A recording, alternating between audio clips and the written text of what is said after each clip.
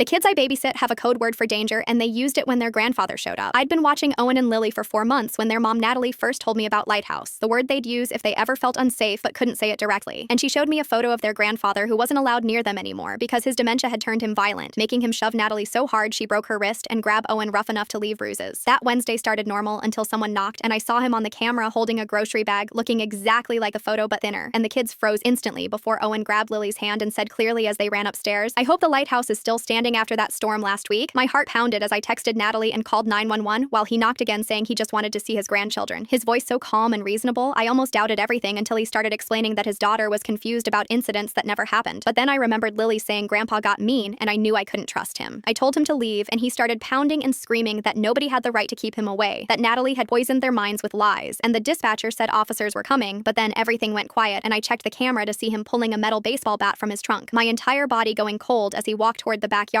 and I heard glass shattering downstairs. I pushed the kids into Owen's closet and grabbed his wooden bat, positioning myself between them and the door as heavy footsteps came up the stairs, each creak making my heart explode. And then he was there in the doorway looking nothing like a grandfather, just angry and determined. He laughed when he saw me with a bat and said I was just a kid and needed to put it down. Then he stepped into the room and I swung as hard as I could, connecting with his shoulder with a solid thunk that made him stumble and drop his bat, but he lunged and caught mine on the second swing, yanking it away, and now he had both bats and stood between me and escape, saying I'd just made a big mistake. Then sirens screamed outside and his face went from rage to panic as he threw the bats down and ran, and officers caught him climbing the back fence while Officer Williams told us he was in custody. But Lily couldn't stop shaking, and Owen just stared at nothing, holding his sister like he'd never let go. When Natalie burst through the door 10 minutes later, she collapsed sobbing and checking them for injuries they didn't have except the invisible ones. And she thanked me through tears while I stood there realizing my hands were still shaking. Detective Sullivan explained he'd be going to jail this time for violating the restraining order plus breaking in, plus assaulting me, and Natalie apologized for putting me in danger, but I told her I'd keep babysitting because Owen had used the code word exactly right, and that meant something. At the trial 3 months later, I testified about everything while the defense attorney tried to make me seem like I'd overreacted to an elderly man with dementia, but the jury saw security footage showing him walking up with a bat already in his hands and came back guilty on all charges, 8 to 12 years, and outside the courthouse, Natalie cried with relief. The kids slowly healed over the next year, Owen playing baseball again and Lily joining drama club, both of them knowing the word lighthouse would probably never be needed again, but never forgetting it. And when I graduated and moved away, Natalie gave me a photo of us at Lily's birthday party with writing on the back that said, "Thank you for being our lighthouse," the same code word that had saved them when their grandfather showed up that day.